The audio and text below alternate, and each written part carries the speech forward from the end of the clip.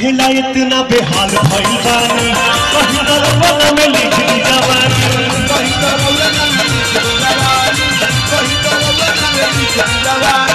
कहेला इतना बेहाल भइल बानी कहीं दरवाजा में लिख दी जवानी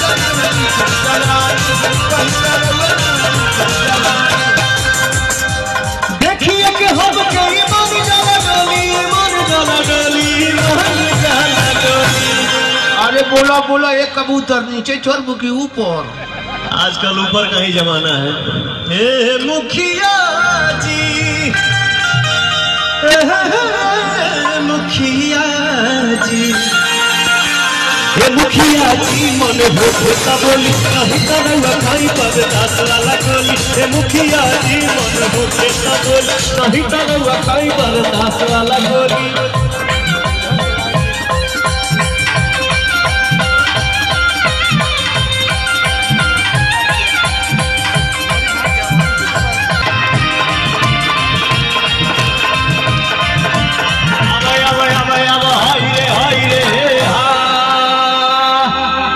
एगो मेहरारू अपना मरद से बहुत परेशान बिया कह दिया भैया आ दिन भर रहती तो घरवा के भीतर बा दिन भर रहती तो घरवा के भीतर बा आई हो दादा आ कैसन बिया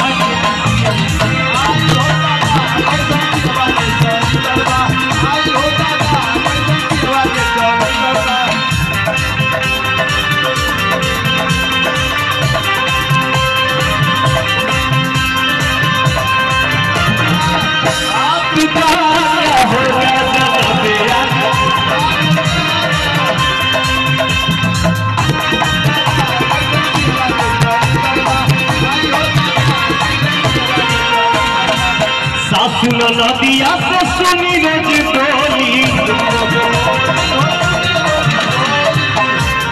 हफ्ते हफ्ते कीन के ले आवे लाई चोली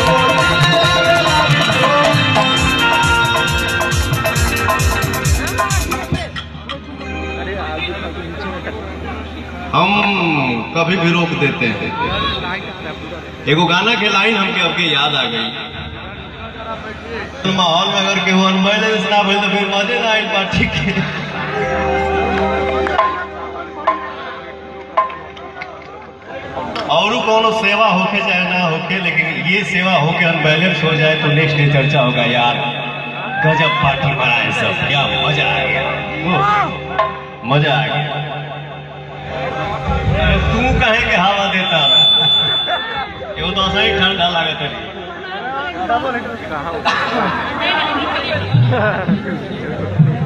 ठीक बा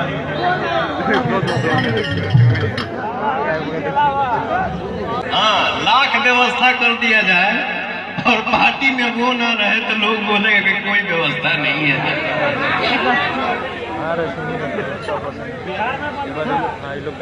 अरे